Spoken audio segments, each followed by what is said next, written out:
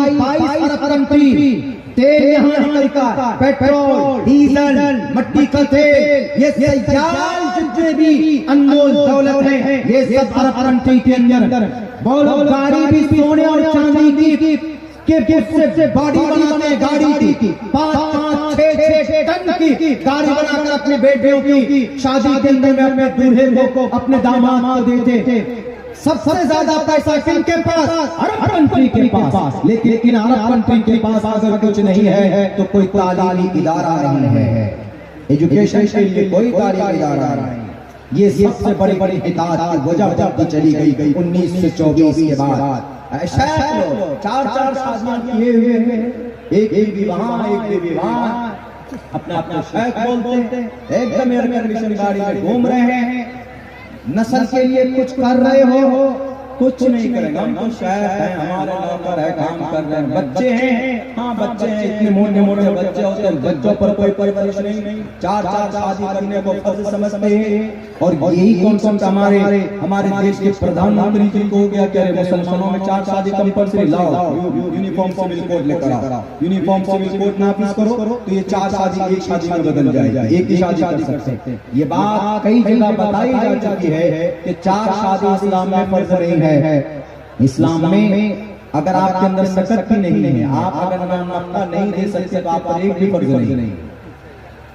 हाँ, आपका जब फर्ज है जब आपको गुनाहों में जाने का अंदेशा हो, अपनी सेक्सुअल डिजायर के ऊपर कंट्रोल ना हो, क्या आप जिना में मुब्तला हो सकते हैं और आपके पास हिम्मत है, सकत है, नामता आप दे सकते हैं और आपकी बीमारी में गुनाह में मुलविस होने का अंदेशा है, वैसी सूरत में आपके ऊपर तब फर्ज है एक शादी आप एक कर सकते हैं। लेकिन हमारे मोदी जी समझ बैठे कि शायद इस्लाम में 4 शादी फर्ज है, यानी 4 शादी करना एक मुसलमान मर्द को जरूरी है। नहीं मोहतरम, एक ही कीजिए लेकिन उनको साथ रखिए, छोड़िए मत। 40 साल से आपने छोड़ रखा, एक करो, निभाओ उसको।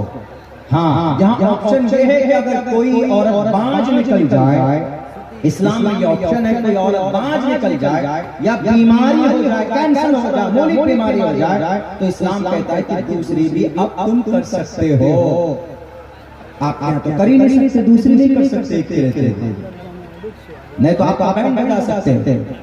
तो एक तो की नहीं शादी उत्तर प्रदेश के साथ साथ क्या पता बीवी का मकाम मर्तबा क्या होता है। एक साथ किए हुए हैं हमारे देश के बड़े लीडर, तो 42 साल से अपनी मोहतरमा को अलग किए हुए, उनकी कोई जनरेशन नहीं, उनकी कोई औलाद ही नहीं, तो वो चीजें आ गई। ये कौम कमजोर नहीं है, लेकिन एक तालीमी इदारा बता दीजिए। आपने कभी सुना है कि हम जा रहे हैं कतर पढ़ने के लिए? नहीं। कतर क्यों जा रहे हैं? पैसा कमाने। अरब कंट्री क्यों जा रहे हैं? क्यों जा रहे हैं? पैसा कमाने। पैसा है वहाँ पे, लेकिन वहाँ पे तालीमी इदारा है। तालीम के लिए बच्चे कहाँ जाते हैं? हायर स्टडीज के लिए यूक्रेन जाते हैं, स्पेन जाते हैं, ब्रिटिश रशिया जाते हैं। मेरे मामू रशिया से MD किए, रशिया गए, रूस गए, वहाँ से तब वो यूक्रेन शिफ्ट हुए, अभी वहीं पर मिलिट्री मिली। हमने कहा क्या अंग्रेज नालायक अरब कंट्री में क्यों गया? आप अरब कंट्री नहीं दिखाता, कहाँ जाते? बोला अरब कंट्री में अरे एक भी यूनिवर्सिटी नहीं है, एक भी यूनिवर्सिटी छोड़ी भाई, यूनिवर्सिटी चलो दुनियादारी के उसमें आता है। एक भी बड़ा दीनी इस्लामी इदारा मिस्र के अलावा बता दीजिए कहीं है? कहीं नहीं। इन अरब कंट्री में कहीं नहीं। मिस्र के बाद नंबर आता है, दारुल देवबंद नंबर आता है। और सही पूछे तो इस्लाम के प्लेटफॉर्म पर जो मुक़द्दस जमात सहाबा किराम की है, वो सहाबा किराम का हुलिया अगर कहीं पर नजर आता है दुनिया में, तो एशिया महाद्वीप, एशिया बरसगीर, भारत, ये एशिया महाद्वीप के एरिया के अंदर में वो चीजें नजर आती। ये लोग अयाश कर चुके हैं, ज्यादा पैसा इनको दे दिया गया, फरावानी हो गई थी। ये लोग क्या बोलते हो? कोड़िया में बोला जाता है, जो बोलते हैं हमारी जुबान में, ये भूत बन गए।